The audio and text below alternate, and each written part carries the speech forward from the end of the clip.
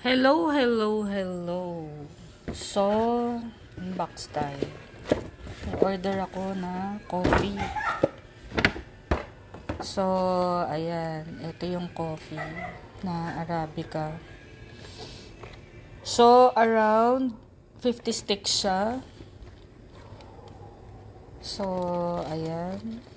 Buksan natin. So, ito siya.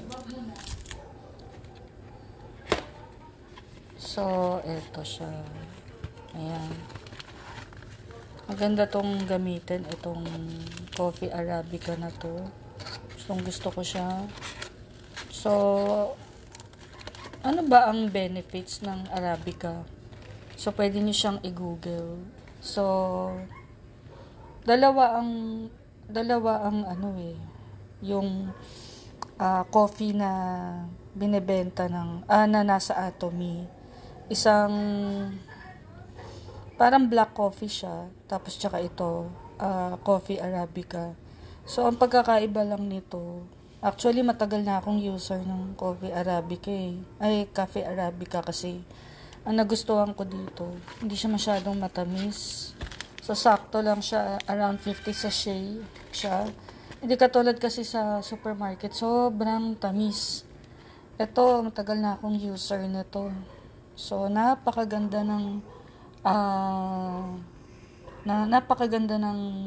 benefits nito sa katawan nitong Arabica.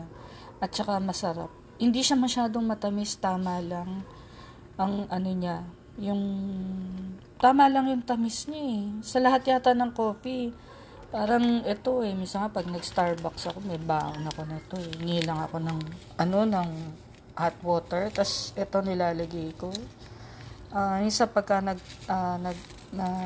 may merienda, ito gamit ko. So, akala mo konti lang to, pero pag ginamit mo ito, napakasarap. So, ito, tanggal lang dito sa dulo, tapos pour nyo lang sa mainit na tubig. Napakasarap. Biro nyo ang tagal ko nang gumagamit nito At ito ang isa sa mga best seller na product ng Atomy. So matagal din siyang maubos kasi tinan mo around 50 sachet. Tagal bago maubos din. So napakasarap nitong Atomy na to para sa akin. So anyway, pag gusto nyo lang mag-order, glagay lang ako ng details para matikman nyo to.